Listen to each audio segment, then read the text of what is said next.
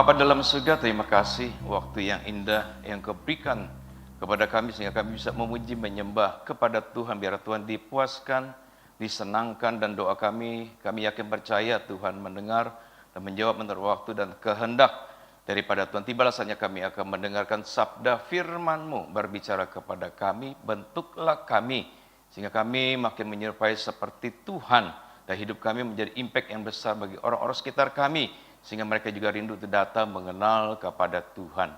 Inilah doa kami Bapa, biarlah yang menyampaikan, yang mendengarkan sungguh mendapat berkat daripada Tuhan. Ini doa kami, syukur kami, yang kami naikkan hanya di dalam nama Tuhan kami Yesus. Kami sudah berdoa, yang percaya katakan amin. Nah, hari ini temanya adalah raksasa dalam hidupmu. Dari 1 Samuel 17, kita akan baca 3 ayat saja, yaitu ayat 45, 46, dan 47. Nggak ada di slide ya, jadi kita harus buka Alkitab kita atau HP kita yang ada aplikasi Alkitab ya. Kita baca 3 ayat ini ya, 45, 46, 47.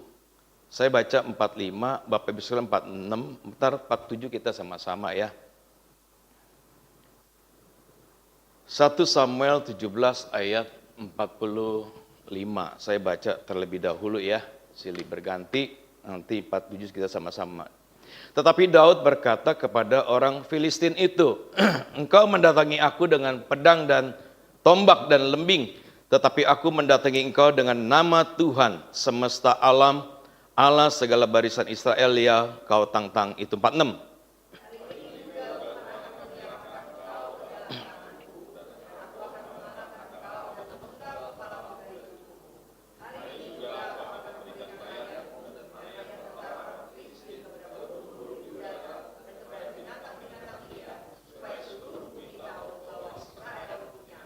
Sama-sama. Dan supaya segenap jemaat ini tahu bahwa Tuhan menyelamatkan bukan dengan pedang dan bukan dengan lembing, sebab di tangan Tuhanlah pertempuran dan Ia pun menyerahkan kamu ke dalam tangan kami. Nah, Bapak Ibu Saudara sekalian, pernahkah kita mengalami yang namanya pergumulan, tantangan, rintangan, ya, cobaan dan bahkan penderitaan dalam hidup kita?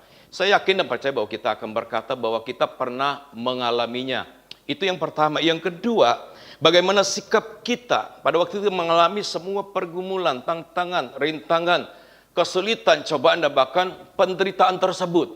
Nah, ada beberapa sikap umum pada waktu kita mengalami semua hal itu. Yaitu yang pertama, bahwa kita bersikap reflektif dan juga spiritual. Artinya pada waktu itu semua terjadi, kita merenungkan apa yang sudah terjadi. Kita introspeksi diri. Lalu kita mendekatkan diri kepada Tuhan, lalu kita menemukan makna semua yang kita hadapi itu. Pergumulan bahkan sampai penderitaan tersebut. Lalu yang kedua, bahwa kita bersikap kolaboratif dan sosial. Artinya kita mencari dukungan.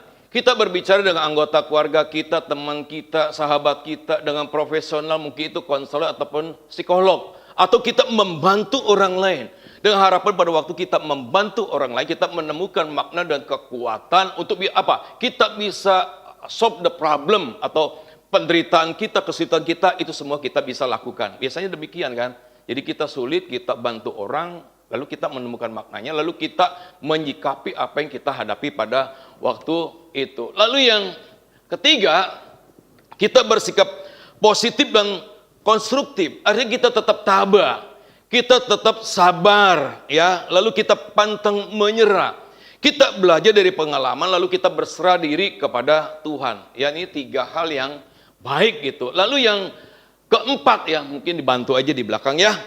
Itu negatif dan konstruktif. Artinya kita putus asa. Kita merasa bahwa tidak ada harapan lagi dalam hidup saya. Lalu kita menyalahkan orang lain. Kita menyalahkan keadaan, kita menarik diri, lalu kita mencari pelarian.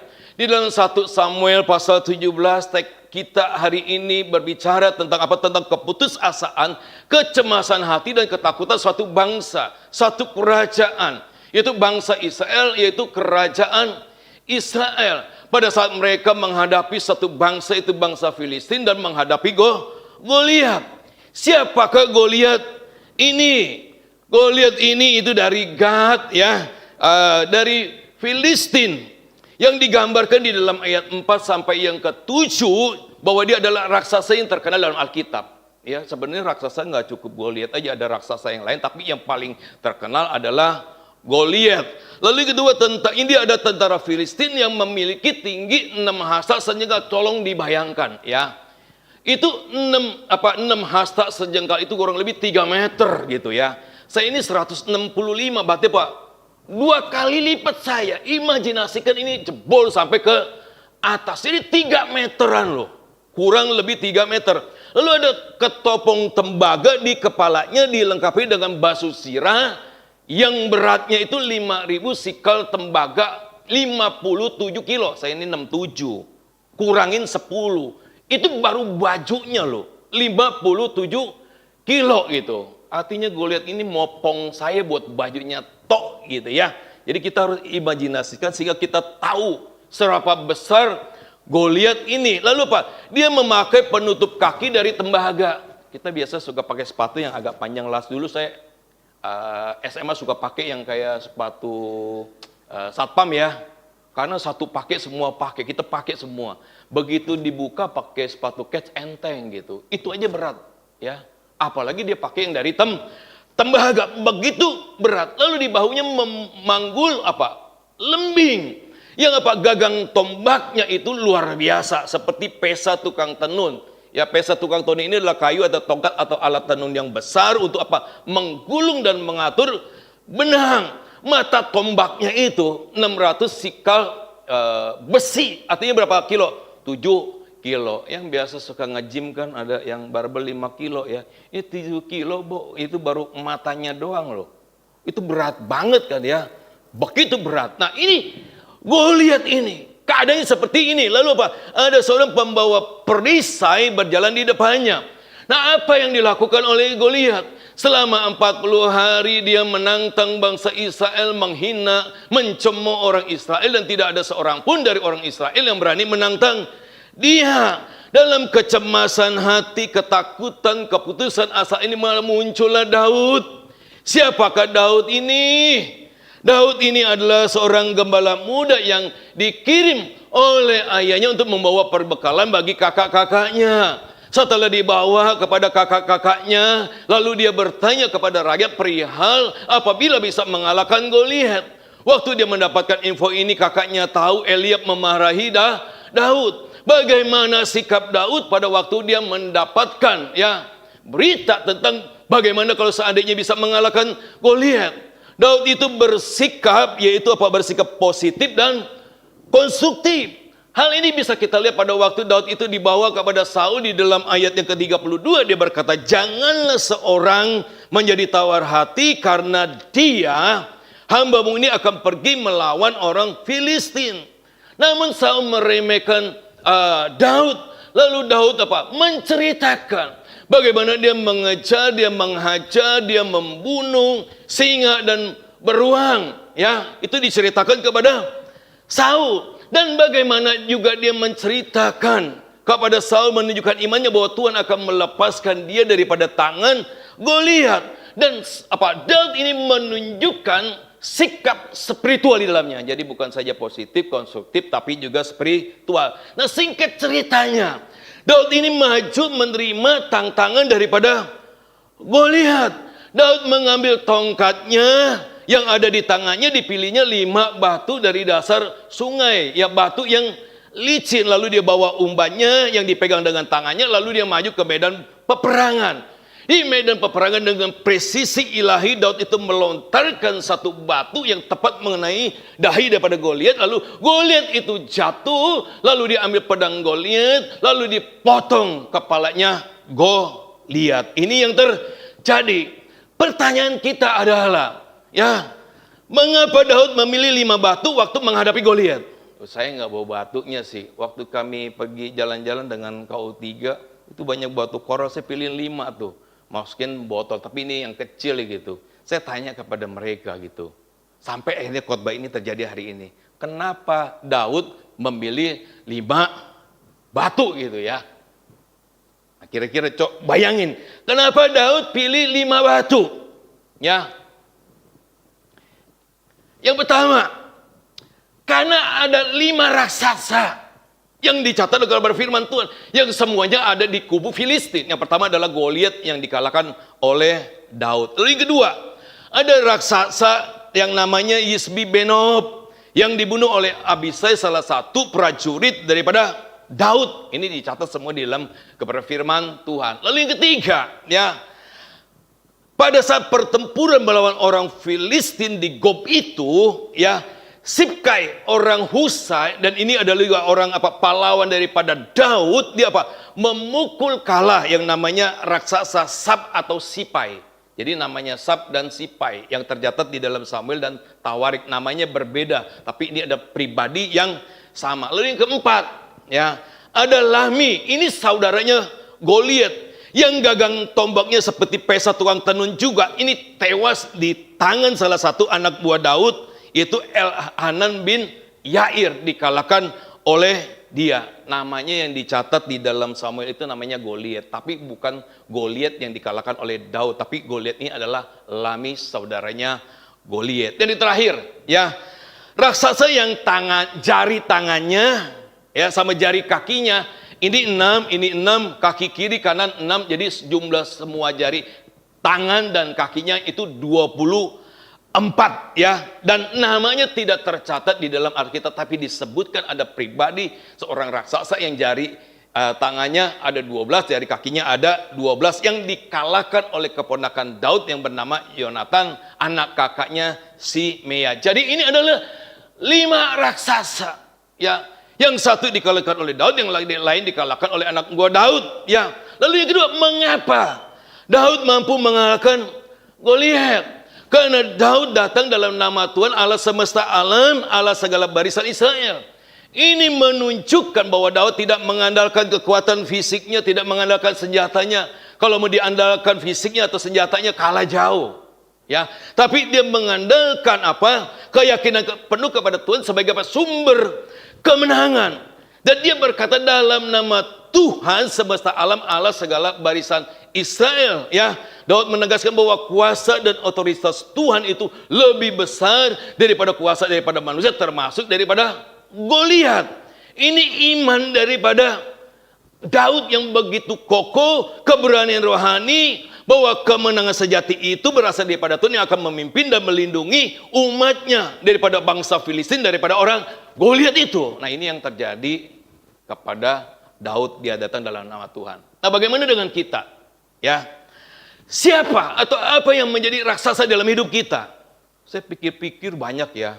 Kalau mau ditulisin nggak habis-habis. Tapi saya punya daftarnya, kurang lebih ada 23. Kalau mau ditambahin lagi, sangat banyak. Ya, yang pertama ada ketakutan. Ini bisa terjadi dalam hidup kita. Abraham punya istri cantik Sarai. Dia takut diambil oleh orang. Pada waktu dia datang kepada Firaun pada masa kelaparan, dia mengatakan, ini adikku. Lalu dia juga ada peristiwa yang kedua. Ya, ketemu Abimelek, Raja Geral, orang Filistin. Dia juga mengatakan Sarai itu adalah adiknya. Kenapa? Ketakutan diambil istrinya oleh kedua raja ini. Nah, Ishak juga demikian. Ribka itu cantik gitu, ya. Waktu dia datang kepada Abimelek, orang Filistin itu Raja Geral, ya, dia juga mengatakan Ribka adalah saudaranya. Betul, saudaranya, betul. Tapi motifnya kan salah gitu. Ya, dia ada ketakutan di dalamnya. Nah, Firaun sama Abimelek itu cuma sebutan, ya. Firaun ada namanya, Abimelek juga ada namanya. Lalu apa? Elia menang terhadap 450 Nabi Baal yang kemarin dikhotbahkan. Tapi begitu ketemu Isabel akan dibunuh, takut gak? Takut. Ya, ini bisa menjadi raksasa dalam hidup kita, ketakutan itu. Saya nggak tahu kita punya takut hari ini, takut apa? Itu bisa menjadi raksasa di dalam hidup kita. Lalu apa? Ego, ya, kesombongan dan keakuan. Lalu bisa apa? Kemalasan dan penundaan. Hamba yang diberikan 1 talenta oleh tuannya, ya, waktu dia minta, dia berkata tuannya itu begitu kejam. Lalu talenta itu kubur di dalam tanah, lalu dikembalikan. Itu hamba yang malas, yang sudah diberikan talenta oleh tuannya tapi tidak dipakai dengan baik-baik. Keempat, keserakahan dan ketidakpuasan. Bangsa Israel berjalan di padang gurun, nggak ada makanan. Tuhan kasih mana. Hari pertama, kedua, 3 sampai 6 lu boleh ambil. Waktu hari ke-6 itu akan berlebihan sampai hari Sabat, hari ke-7 karena nggak boleh ngambil. Disimpan, kan nggak boleh disimpan. Ya, disimpan akhirnya apa? Jadi berulat, berbau, busuk. Ini serakah loh. Hari ke-7 jangan keluar, tetap keluar. Kagak ada mananya. Betapa serakahnya bangsa Israel. Lalu apa? Minta daging. Tuhan kirim puyuh. 1 bulan. Makan sampai enek, sampai muat, sampai keluar daripada hidung. Itu bangsa yang serakah. Atau yang kelima, rasa tidak berharga atau rendah diri. Dulu kami punya anak remaja, betapa rendah dirinya, dia tidak berharga dirinya bagi dia gitu. Ya, matanya besar, pakai kacamata, rambutnya maaf kayak Leti Valea yang film-film yang zaman jadul itu. Ya, lalu apa? Dia nggak yakin akan dirinya. Dia minder, takut ketemu orang. Kita sudah bicara dan lain sebagainya. Dulu saya belum jadi hamba Tuhan. Singkat ceritanya apa? Minum serangga, racun serangga, mati tinggalkan dunia ini. Kenapa? Karena merasa tidak berharga. Lalu ada kemarahan dan dendam. Nanti di belakang ada saya lebih jelaskan lagi. Lalu kesedihan, kehilangan. Di Singkawang itu ada anak remajanya saya gitu ya. Dia tanda kutip dibuang oleh ayahnya. Begitu dia dilahirkan ke dunia, mamanya meninggal dunia. Sehingga bapaknya merasa sedih, kehilangan. Dia menyalahkan baby ini. Karena dia lahir, istrinya tinggalkan dunia. Sehingga anak ini tidak pernah diasuh oleh dia dan diasuh oleh neneknya. Jadi papanya kehilangan, kesedihan. Anak ini juga merasa kesedihan. Karena apa? Tidak pernah ada figur ayah, tidak pernah dirawat oleh ayahnya. Ada kebingungan arah hidup. Ada materi dan konsumerisme. Ya, suami istri kerja. Ya, bukan mengejar kekurangan, tapi mengejar kelebihan. Mau punya rumah lebih cepat, punya kendaraan lebih cepat, semua dicicil, diangsur dan lain sebagainya. Lupa kesehatan. Ya, lupa apa? Beribadah kepada Tuhan. Lupa apa? Untuk melayani Tuhan. Itu bisa menjadi raksasa di dalam hidup kita. Lalu apa? Pria, laki-laki. Waduh, hari ini begitu banyak ya. Daud jatuh karena wanita. Ya, orang harusnya pergi perang, dia nganggur, naik soto, lihat wanita. Lagi mandi, telanjang, akhirnya berzina. Ya, suaminya dibunuh dan lain sebagainya. Karena apa? Perempuan. Salomo hatinya dicondongkan kepada ilah-ilah. Oleh siapa? Oleh istri-istrinya yang banyak itu. Hari ini banyak juga orang yang jatuh. Karena apa? Karena wanita, karena pria, dan lain sebagainya. Ini kalau mau jatuh dalam dosa ini begitu mudah. Apalagi di kota Jakarta. Samson jatuh kenapa? Karena Delila. Bukan karena singa kayak tadi. Singa mah gampang. Kalanya sama perempuan. Jangan salahin perempuan ya. Ini lakinya juga yang nggak benar. Lalu sebelah ada harta. Anania Safira jatuh karena harta uang loh. Uang-uangnya dia. Komitmennya dia. Tapi disimpan sebagian. Mati dua-duanya. Yudas Iskariot juga jatuh karena juga salah satunya karena uang.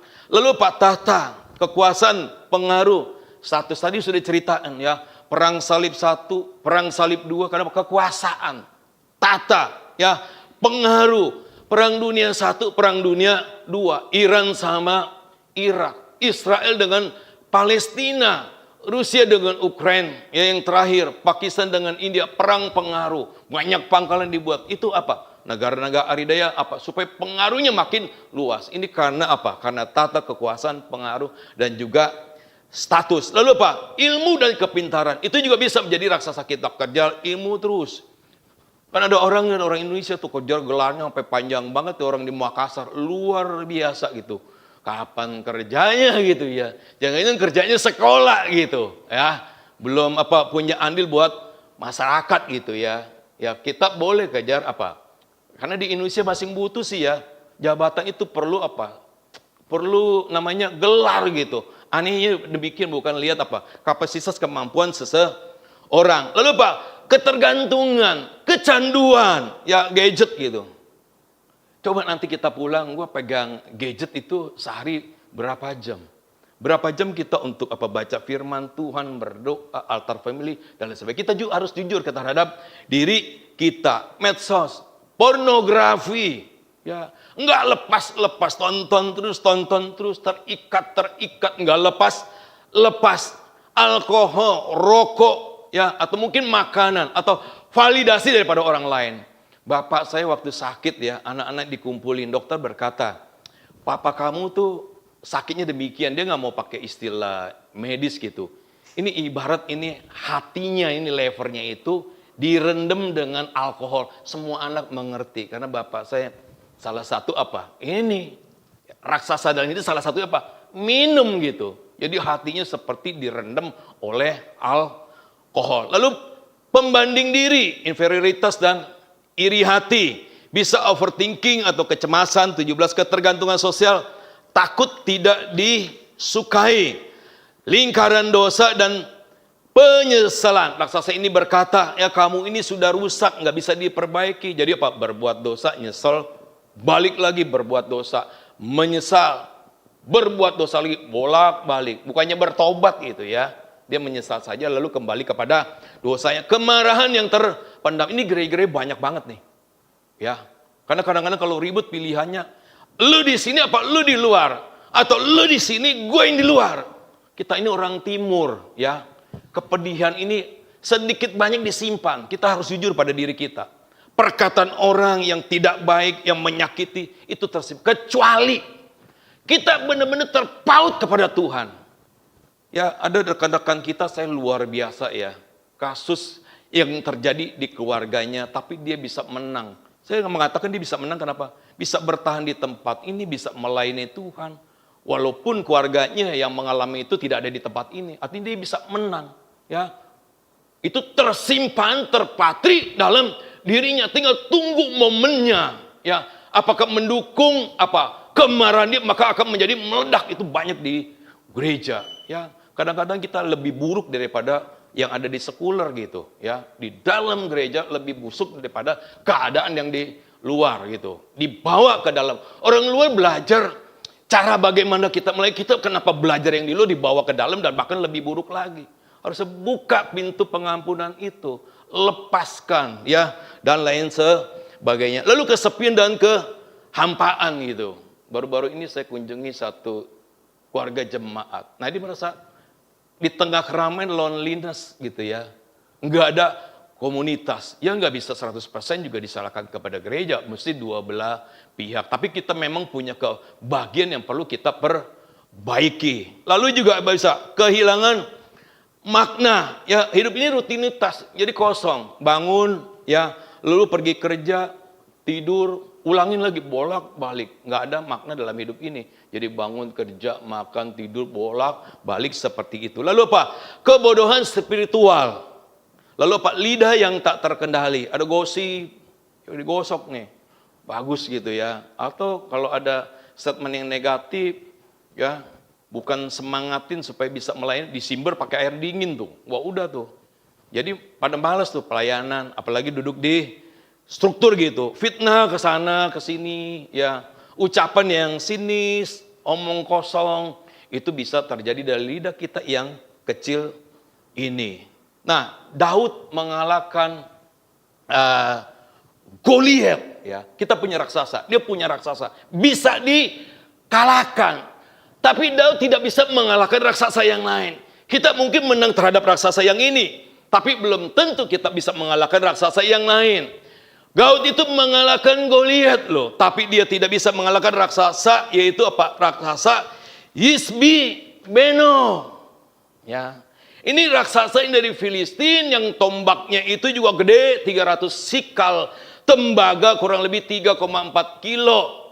Dia bisa kalahkan Goliat yang tombaknya itu 7 kilo, tapi dia tidak bisa kalahkan yang 3,4 kilo.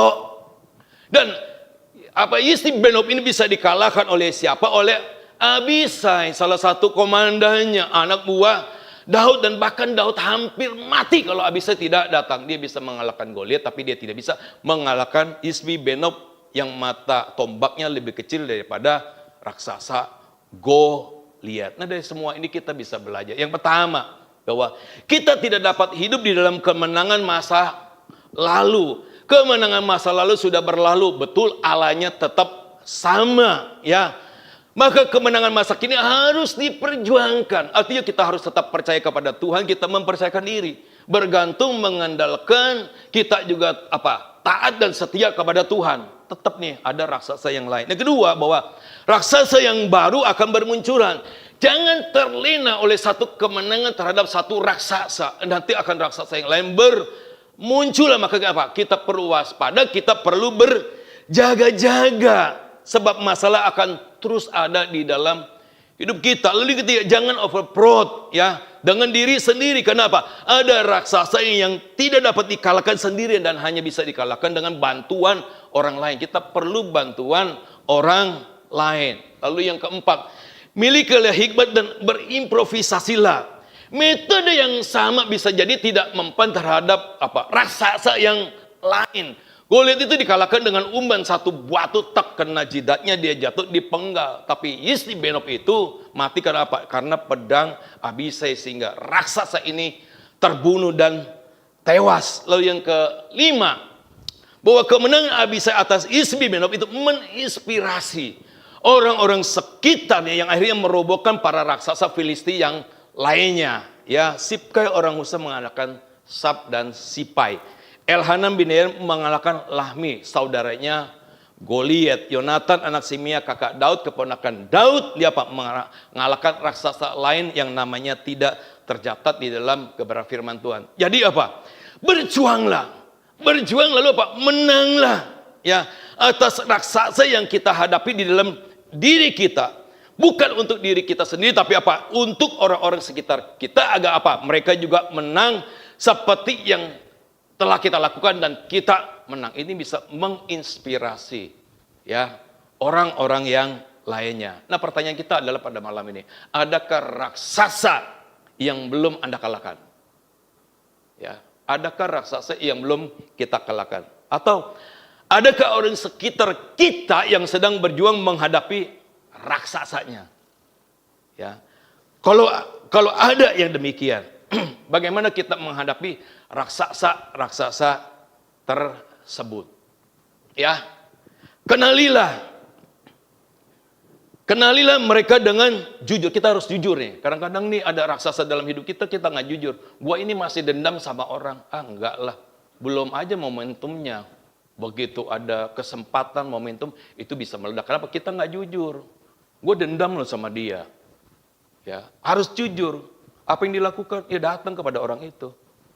Saya salah satu orang yang nggak pernah mau nyimpan hal itu. Saya datang ke tempat dia. Terima nggak terima, yang penting saya udah ngomong. Kalau dia nggak maafkan, saya ada peran positif untuk datang. Kalau dia maaf, puji Tuhan, haleluya.